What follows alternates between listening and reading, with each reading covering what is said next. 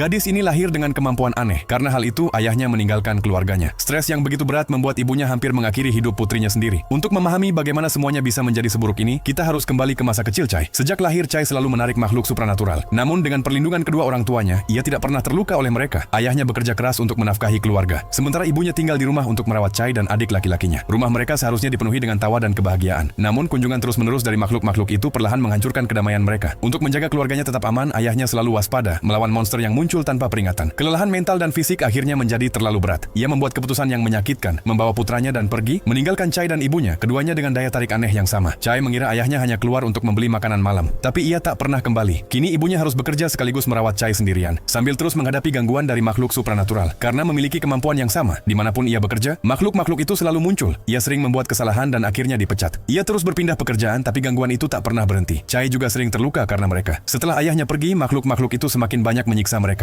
Tekanan yang tiada henti akhirnya membuat ibunya hancur. Suatu malam saat melihat Chai tidur, pikiran mengerikan melintas di benaknya. Ia memegang leher putrinya dan berteriak bahwa seharusnya ia tak pernah melahirkannya. Mendengar kata-kata itu, Chai berhenti melawan dan hanya pasrah. Jika kebahagiaan memang tak mungkin, untuk apa terus berjuang? Untungnya ibunya tersadar kembali. Ngeri dengan apa yang hampir ia lakukan, dan tak sanggup menanggung rasa bersalah, ia mengakhiri hidupnya sendiri. Begitu saja Chai pun sendirian. Tak ada kerabat yang mau menampungnya karena kemampuannya yang aneh. Ia menjadi pengembara tanpa tempat tinggal. Saat harapan benar-benar hilang, ia memutuskan untuk menjual dirinya seharga $50. Ia tak peduli siapa yang membelinya, selama ia punya tempat untuk pulang. Ia pun dipajang seperti hewan peliharaan dengan rantai di lehernya. Lelang manusia pun dimulai. Banyak penawar aneh yang datang. Kemampuannya menarik makhluk supranatural dianggap sangat berharga. Di tengah proses lelang, seorang pria misterius naik ke panggung. Ia menawar $5 juta untuk Chai dan berkata bahwa ia menginginkannya sebagai pengantin. Semua orang terkejut. Siapa yang mau membayar sebanyak itu untuk menikahi manusia? Namun pria itu istimewa. Ia adalah Elias Ainsworth, salah satu penyihir besar di dunia. Ia memegang rantai di leher Chai dan berkata agar Chai mengangkat kepalanya dan menghadapi dunia dengan percaya diri. Setelah membelinya, Elias membawa Chai ke rumahnya yang terpencil. Sebagai penyihir kuat, Elias tahu segalanya tentang kemampuan anehnya. Ia mengatakan bahwa itu bukan kutukan, melainkan berkah, anugerah langka yang hanya diberikan kepada segelintir orang. Mengingat masa lalunya yang penuh rasa sakit, kesepian, dan penolakan, Chai berkata bahwa ia tidak merasa beruntung sama sekali. Elias hanya meletakkan tangannya dengan lembut di kepala Chai dan berjanji bahwa suatu hari nanti, ia akan melihatnya sebagai sesuatu yang indah. Dengan sekejap sihirnya, mereka tiba di rumah Elias. Itu adalah pertama kalinya Chai melihat keajaiban sejati. Dengan sentuhan sederhana dari Elias, rantai di leher Chai hancur dan berubah menjadi kupu-kupu yang indah. Apapun alasan Elias membelinya, untuk pertama kalinya, Chai memiliki tempat untuk pulang. Jika kamu menjadi Chai, setelah masa kecil yang begitu tragis, apakah kamu masih bisa menemukan cara untuk tetap optimis? Stick.